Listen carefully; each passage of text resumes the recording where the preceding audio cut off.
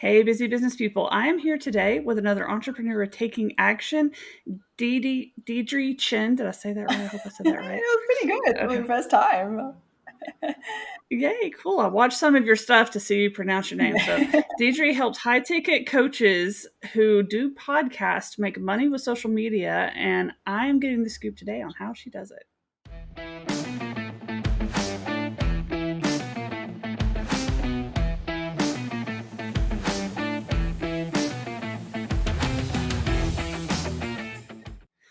Okay, so like I said before we started recording, I think there's so much to learn from other people's successes, failures, journeys, ups and downs. Would you mind sharing some of your ups and downs with our listeners and kind of what you learned and pivoted and Oh my how you gosh. got to where you're at? Yes. Where do I start? It was so much along my journey. Okay, so I'm going to take you back all the way to 2013. So almost a decade ago when I started my first ever business, and that was with my husband. We started at the Choc Pot. It's a dessert bar based in Sydney.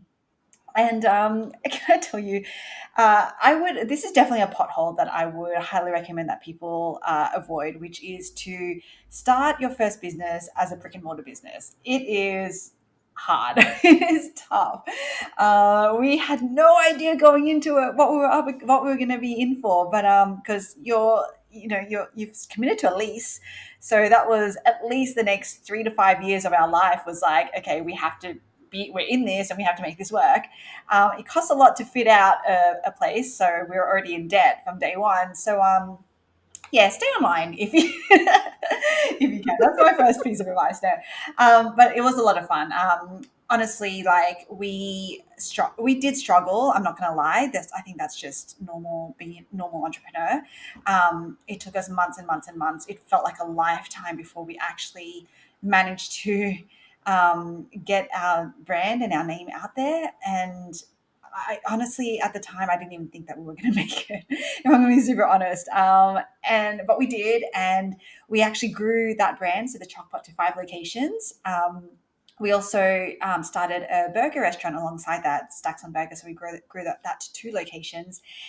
And then fast forward to 2018, the end of 2018, and we found out that one of our most trusted employees, we were actually nurturing him to become sort of our operations manager across our whole brand. We found out that he had been stealing from us, and he'd been stealing hundreds of thousands of dollars from us, like a lot of money. And it was kind of like at that moment, it was almost feel like it was the pattern interrupt, call it like the switch breaker, whatever, that I needed to kind of be like, is this the path that we want to be on? Like, is this actually what we want to be doing? So I started to kind of, with my husband, question, yeah, everything. And in that moment, I was like, because I've always wanted to experience working and living overseas. And I was like, F it, let's just do it. Like, there's never going to be a better time. Our business honestly was systemized enough that it could run pretty well without us. We obviously have to spend a few more months just really tightening that. And so we made the decision to move all the way to the other side of the world, to New York City. And at the same time, I was actually working on this other business idea with another co-founder. Actually, we had met at in corporate, and we were working on this fashion technology idea. So when I kind of was raising it with her to be like, hey, we've made this decision, because, and by the way, what better place than New York City for fashion and technology to explore this idea that we have. um, and I was like, this, we can make this work. I'm on, northern hemisphere, you can do southern hemisphere hours. And then ultimately I was just like, you know what, do you just want to come as well? And she did. And so we moved over to New York City, with my co-founder, my husband, and my cat. And since then it has been, let me tell you, a journey. um, we we hit the ground running with that fashion technology idea. We started, our hypothesis was that our customers were going to be college students or young professionals. So we went to like Columbia Uni, NYU, Wall Street. We're just speaking to women. And what we realized was that the problem that we were trying to solve for was probably not a big enough one to warrant continuing. So we actually failed that business. So we landed in New York mid 2019 and we failed it by the end of that year.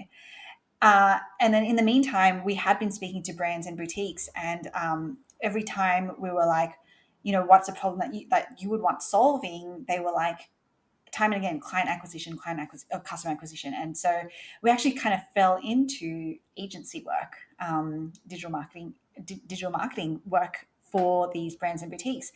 And then that led us down the path of actually coaching e-commerce brands. And then there was this moment when it actually happened kind of towards the end of last year where I was starting to feel really burnt out.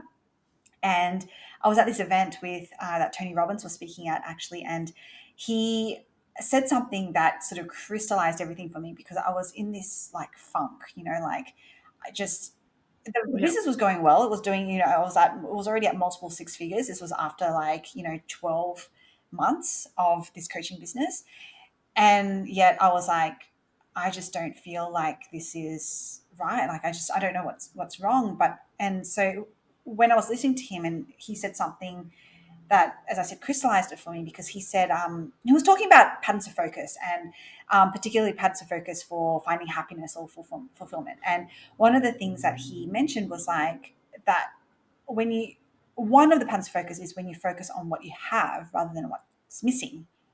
And that's when I realized that that's what I've been doing this whole 12 to 18 months was because I always was trying to fill these gaps in myself, in my knowledge, in my, all of these things. And I was just like constantly like running, trying to like fill these that I just was just burning myself out.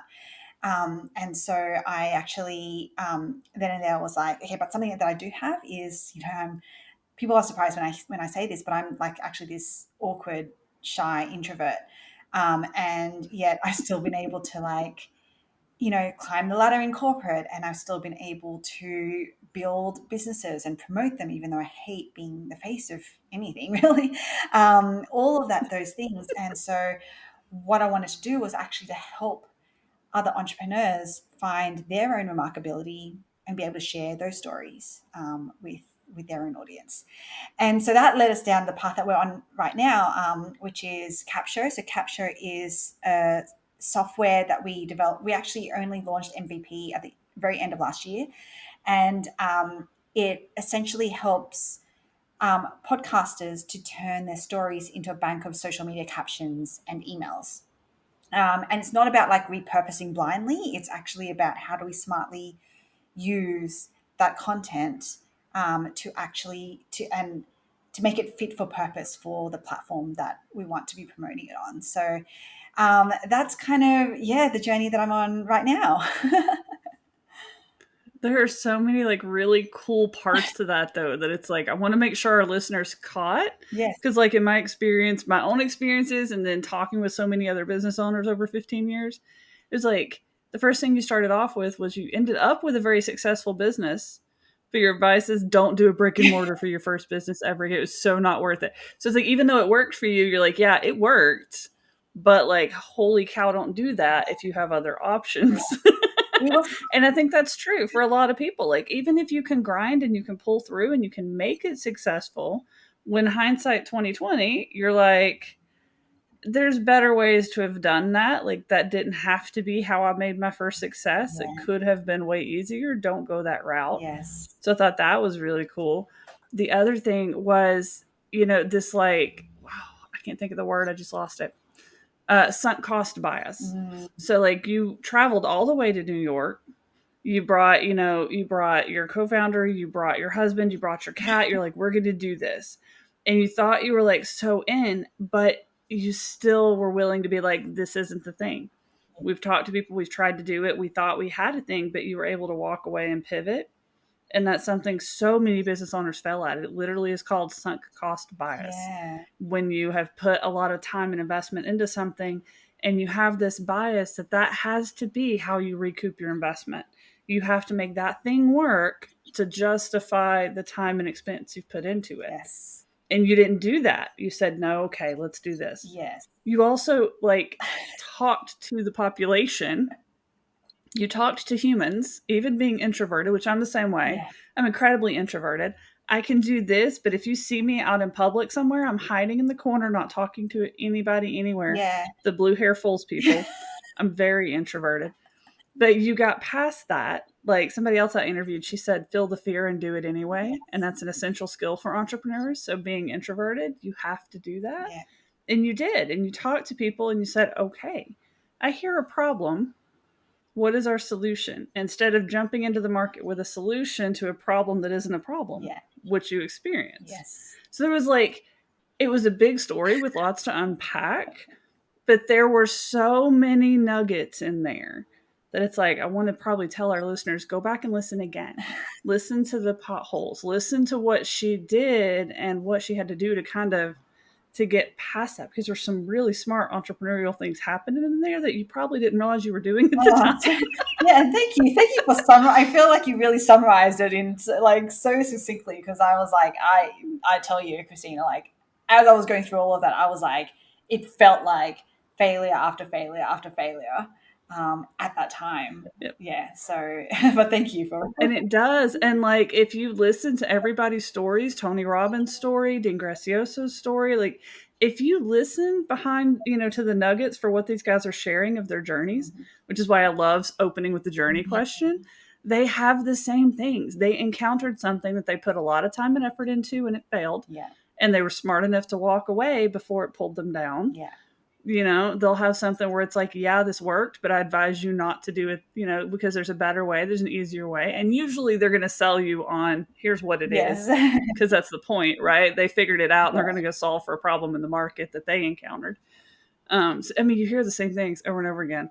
So it's like if we learn from that and reverse engineer that and not do that ourselves, be aware that things like sunk cost bias exist, be aware that we need to have conversations with actual humans because it's helpful. It's like I love that. So there was so much to unpack, and that was so great.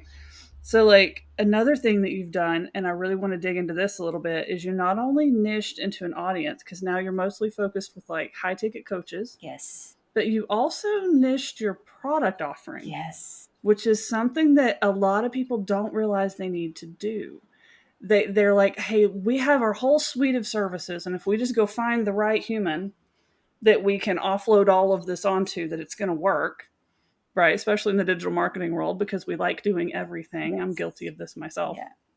How do we do one thing for one group of people and be better at it than anybody else? And you've done that with your podcasting stuff. So Yes. I want to dig into a little bit. You kind of hinted on it right there at the end with the capsho thing. Yeah.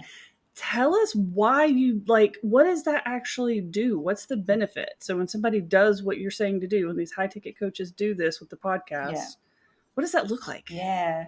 So this is really funny because I fell into making that same mistake. Because when we transitioned our business to Capshow, we were like, this can help all entrepreneurs. Everybody does it. I did too. I'm guilty. I have been there, done that, and I'm only just in the last year, Yeah. year and a half, really not just niching into the people that need what I do, but the ones that I have fun Yes. helping. 100%. Yeah. That is Like I've put more focus on like my emotional energy at the end of the day. Like yes. even if it's a long day, Yes. 8 to 10 hours, like I come out of my day, come out of my weeks, still having mental calories and emotion left to be with my family. Yes. And it's So like important. even working less hours but not having that emotional energy, that's not the solution. Yeah. You have to come out and still have some mental calories left. So when you niche like that, you don't burn them all trying to work with like 10 different people over the like Yeah. one moment you're working with somebody who sells cat products, the next minute you're talking with like a high ticket coach, and Yeah.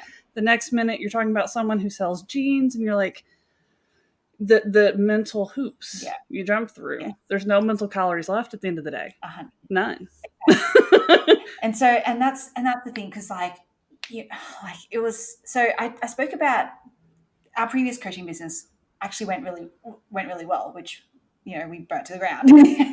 But like, and in a way I feel like we were fortunate because we kind of like stumbled into a niche in a way. Like we were just like, okay, well, we helped e-commerce in our agency, so we'll just help e-commerce in our coaching. Like that just made sense. And we were already kind of by almost by default speaking to a particular niche. When we were like, oh, well, now we have this cool new product and I can help all these entrepreneurs find their remarkability and share it with the world through telling their stories. And like we can make it so easy for them with this software.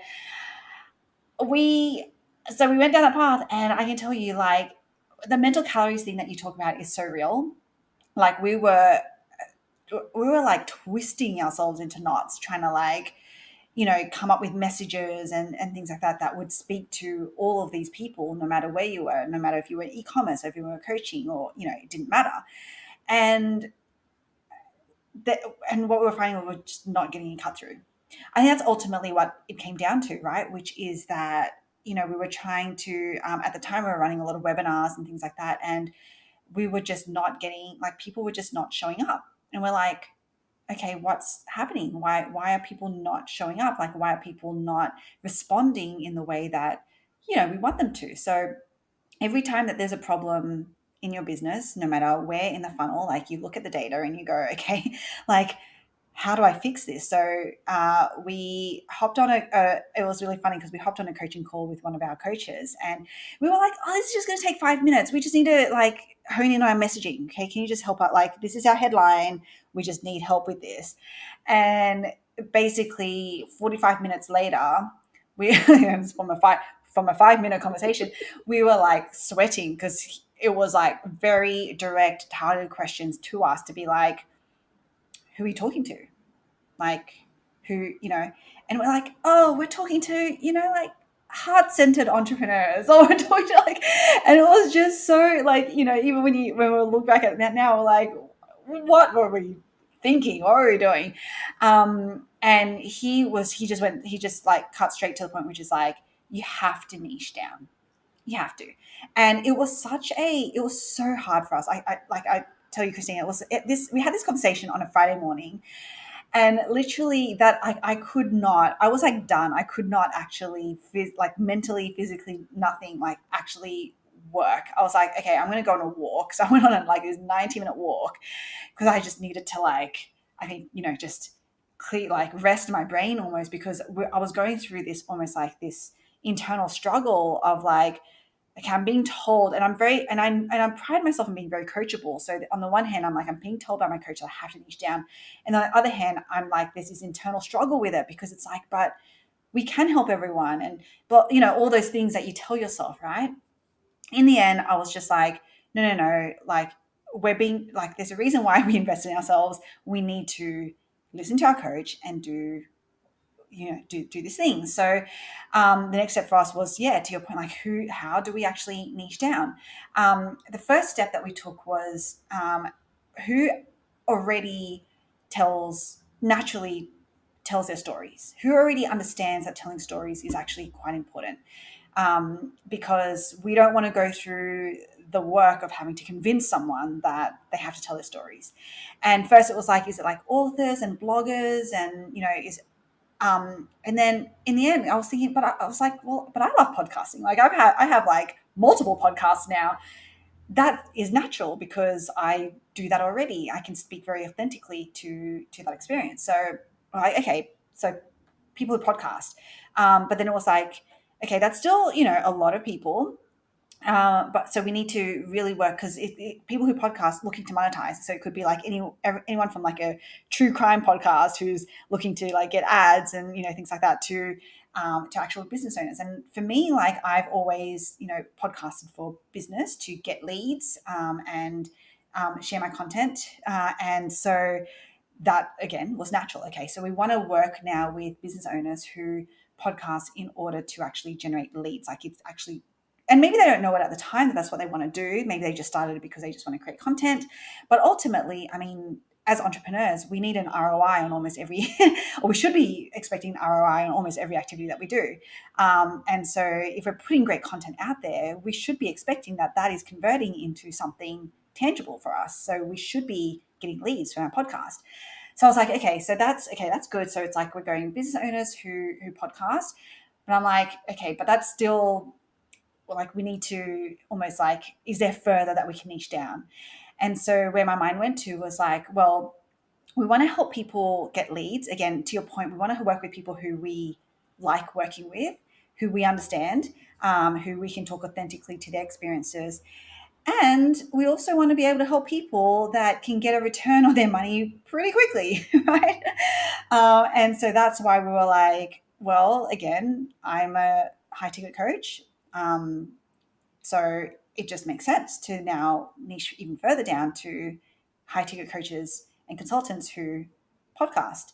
And so that's kind of where we landed. And I can tell you, like, the reason why it was also so hard was because I was already projecting in that moment when my coach was like, hey, you have to niche down. I was already projecting in my mind, like, everything that was going to have to change. Like, we had already built granted it was MVP, but we had built a software product that was helping all entrepreneurs. And I was like, that's going to have to change now with this niche. And so already, I think that's why I think on that Friday, I was just so dead, because I was like, I don't know how we're going to make this happen. But I can tell you now, being on the other Yep. side of that, that like, I am so grateful that it has happened, because everything, messaging, content, like, it's so easy now to just work out what it is that we have to say or talk about, right? Rather than again twisting ourselves into knots, being like, okay, so this is, we're going to talk about, I don't know, something really general. It has to be general because we're talking to all entrepreneurs. I can be like, no, no, no, I can talk about this one specific thing, that maybe this experience that I had podcasting, and that's going to be relevant to my audience because that's who I'm talking to. And so everything off the back of it has just been so much simpler, so much easier. So yeah, that's what I have to say about niching. Almost everybody goes through that too. Yes. You hear that same story again too, but usually they do it in fits and spurts. Like they don't just like go from they don't so like the thing that you did was like your marketing wasn't working and you started digging into why. Mm, And instead of just trying to make guesses and assumptions and just make changes and hope it worked, you went to a coach. mm-hmm. And so, like, we need that. We need Yes. coaches. We need mentors. We need advisors that have seen this problem 1,000 times over Yes. so that we can just jump instead of scaling it slowly, Yes. and making all the mistakes. So, that was one really smart thing.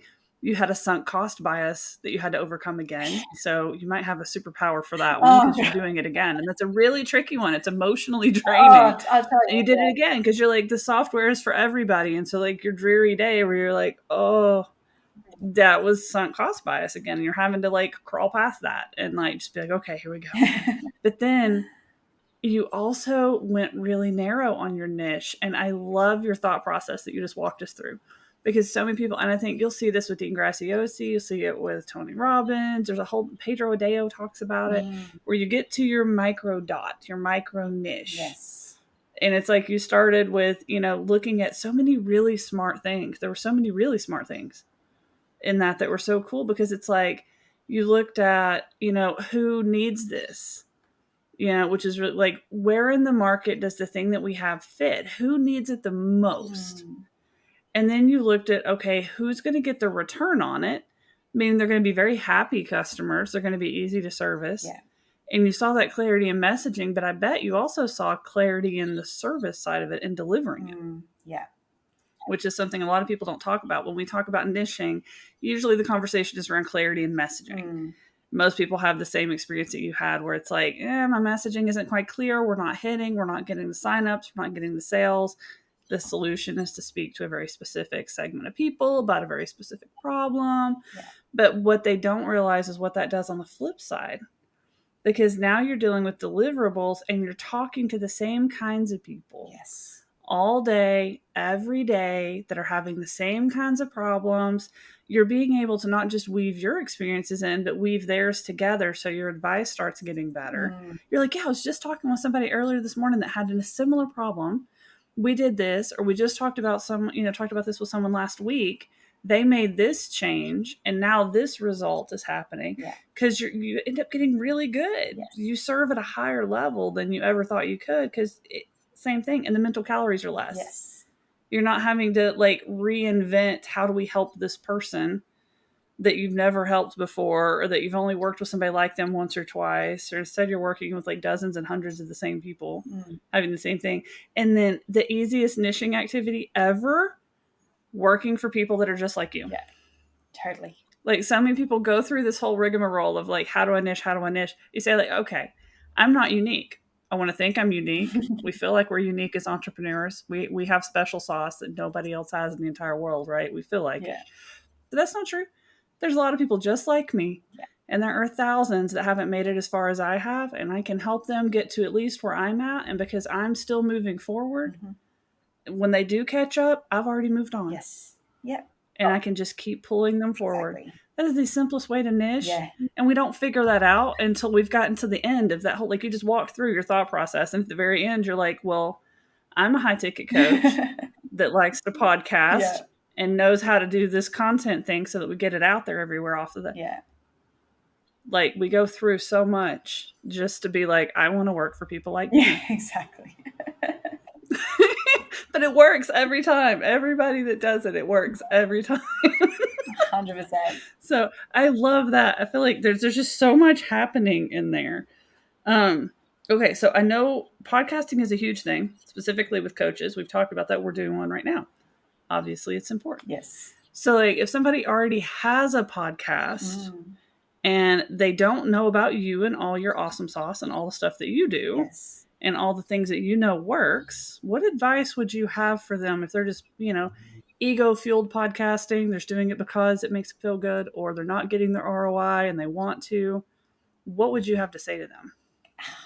Be smarter with your time. Definitely aim to get an ROI from this.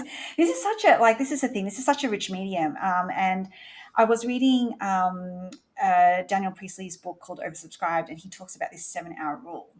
And like things started clicking. So basically, what he talks about is this 7 hour rule is uh, based on I guess his research and Google's research, etc. It generally, on average, takes about 7 hours for anyone to. Sorry, it takes spending at least 7 hours with you for anyone to come to know, like, and trust you, and then therefore to want to open their wallets up to you, right? Um, Yep. and I used to run a lot of challenges and things in the past, and I was like, oh, there's a reason why things like a challenge works, because people are spending that time with you. And that led me to think about, okay, well, how else can we clock up these 7 hours without again, running all these challenges, like, because it's very draining on time and energy and things like that. And that's why I just, like, immediately podcasting came to mind, because it's such great long form content that engages with your ideal audience in a way where they come to know who you are.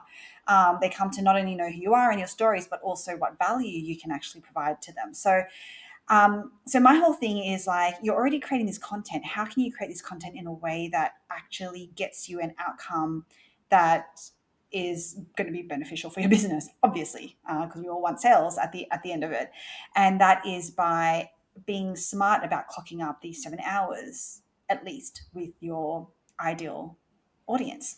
And for me, that starts from social media, because we've been given these platforms where we have access to billions of people. So how do we use social media in a really smart way to actually get their attention and get them to want to compel them actually to listen to our podcast, and from our podcast to join our list, join our conversion event, join our whatever it is that we want to get them to. And to do that, I've created this system called content honey traps. And that's kind of my strategy for getting people through that front end funnel from social media to your podcast, through your podcast as well, and then into that conversion event that I spoke about. And then by the time that you do make that pitch, or you get on a sales call or whatever it is, they've already spent all that time with you, that it's kind of like, yeah, this is just a formality. Here's my credit card. Let's do this thing. That's what we're aiming towards. So I would highly encourage people. Like, I know that, because I did the same thing. I went into podcasting just like, I'm just going to start talking, and we'll see, I'm creating content and we'll see how this goes. But honestly, like, when I spoke to clients who ended up signing on with me, they were like, yeah, all of them were like, I listened to your podcast. And that was like one big step in their journey in making that decision to become a client. And so, like, please don't view a podcast as one of those things that's like, yeah, I'm just going to do it and whatever, we'll see. Like, be intentional with your podcast. Um, yeah, it's an awesome audio medium, awesome audio and medium. It's an awesome medium to actually start to close your high ticket clients. Oh, I love that. That's so much. Like I talk about something similar. I call it the helpful human strategy. It's like run around and be a helpful human Mhm. as much as humanly possible, Yeah. and start building relationships with people. Like one of the things that baffles me still to this day is people that are in masterminds, they're in workshops, they're participating in like things where you have Zoom Mm, and you have the ability to turn your camera on, because more and more people are doing their webinars and Zoom meetings instead of Zoom webinar. mm, You can turn your camera on. yeah. You can show up. Yeah. If somebody just sat through a 2 or 3 hour or multi day workshop thing, or you're in a mastermind where you meet once a week and there's an hour every week, 7 weeks later, they should remember who you look like, you know. But if you didn't turn your camera on the whole time, Yeah. they don't see you. If you don't, come off, get your camera on, get your mic on, participate in the conversation, and you can build know, like, and trust just like that. Yes. It's so simple. And you're already spending the time. But instead of keeping your camera off and just passively like working on email or whatever while you're in the thing, turn your camera on and be present. Yeah. Such a like simple thing, but the same logic. That's one of my little soapboxes that drives me crazy. Totally. I've like made people turn all their cameras on when I'm like, hey, this is really awesome and you guys are missing out. If you don't have your camera on, you need to turn it on. they're saying good things. So I love it. I think that there's just so much to unpack there. So, okay, I know we've kind of danced around a little bit on how exactly you help people. Mm, Let's get straight to the point. So, if somebody's like, I love everything she's saying, I'm wasting my time with my podcast and I need to like just have you. yes. What do you do? How do they find you? Yeah. So, okay. So, what I do, so I have kind of like a couple of things that I do. So, I have a course that is, kind of do it yourself, just basically talks you through my strategy of laying those content honey traps. So, how do you actually create a podcast episode that is super compelling from start to end, and get them onto the next step, and then going backwards in the funnel, like reverse engineering from there, is like, how do you then unleash that? So using social media and everything, all the tools that you have at your disposal to get that traffic in, and then exploding your list like that. So I have a course, a DIY course. If you want to know more about that, I actually have a podcast that actually goes through that strategy in a lot more detail. So that's a free podcast. You can sign up to that, and then from there you can learn more about the course that I have. The other option, then, sort of in my value ladder, a step up from that, is then my is an offer where I actually then extend on that. And because a lot of the heavy lifting that happens is actually, yes, the podcast is one, but it's more so the traffic part, right? It's actually like, I don't honestly I actually don't like social media at all. I have a love hate relationship with social media. Like, I credit it with a lot of my of business growth, but I hate being on it and I hate doing it. And so I had to create my own system for not having to do it, essentially. And so I've now got it down to I only spend 2 hours a week on social media activities. And that's because I've been able to create this system and get the support on the ground through virtual assistants to actually do a lot of the heavy lifting for me. So my other offer is actually essentially plugging that whole system in. So we spend 6 weeks with a business, hands on, like, and it's literally basically my whole team, 6 weeks with that business to actually embed this process so that the CEO only has to spend like maximum of 2 hours a week on social media activities. And that's it. Their VA will handle everything, literally. And what that includes is actually getting the leads from social media that they're doing as well. So, so that's something else that we help with too. So yeah, if you want to get in touch with that, then definitely reach out to me. You can go to my website, deirdretshien.com, and see and read about actually both as well. That is awesome. That's another really smart thing that most coaches don't do. So that's another one of my little soapboxes I've been on with coaches here lately, is it's like they create the info products. They'll do one-on-one coaching, group coaching, courses, paid webinars, free content, All of that kind of stuff, they all pretty much dabble in at some point, some way, shape, form, or fashion. But that implementation piece, Mm, I feel like so many coaches are missing implementation yeah. because we're further along than our clients are. We know how to hire, we know how to build processes, we know how to train people, we know how to implement the things we teach, but then we expect when we coach our clients, they can just somehow magically, have all of those skills overnight Yes. and go find the right people to help them implement, or they can figure out how to implement on their own. And I don't care how good your course Yeah. is, like, they're going to screw up the implementation. So if you have some way for them to just be like, can you just do for me what you're telling me I need to do? It's such a simple no-brainer offering to add on Yes. for a high ticket program that you can just bolt on. Yeah. Just be like, I've already done this for me. Let me just go do it for you real quick. Yeah. And you can bolt on that high ticket thing. And so many people leave that money on the table. And it's so funny. It's like the more I've paid attention to that, ever since I had my own light bulb moment on that and built my own program doing implementation, Yeah. it was like, why is nobody else doing this? What is Yeah. happening? Why has nobody else realized this? Totally. So I love it. That's another really cool thing. And I will make sure I drop that link wherever you guys are watching this from all over the internet because we put it everywhere. The link to her website will be there so you can go get all of that awesomeness because you need it. That is fantastic. 6 weeks and you only have to spend 2 hours on social media. Like, I know I'm about to be asking you about that as soon as we're done recording because that's amazing. Which probably happens to you a lot, which is another reason that you should be doing podcasting and having something really good. There's actually a book that talks about that, Content Based Networking by James Carberry. Okay. He owns Sweetfish Media, which is a huge podcasting company, but he talks about being intentional with where you show up. So, who you interview on your Mm, show, and then who you're a guest for, because like it's the exact opposite. So like, can you imagine combining both strategies? I'm addicted. I've got to learn more. Because like you're talking about how to monetize the audience. yeah. He talks about how to monetize the interview. Mm, So you're on, like, you're guesting with people that would be potential got clients, it. Yes. which, obviously because you do podcast stuff, you're guesting with people that are your target clients. So Yeah. you're using that strategy.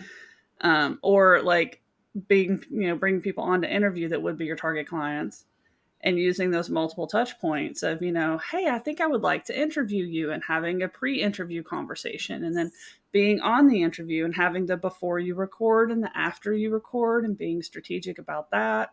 And then being strategic with, hey, the episode is done and there's another touch point and let's connect on social media and so that whole, what it takes to get a podcast out the door Yeah.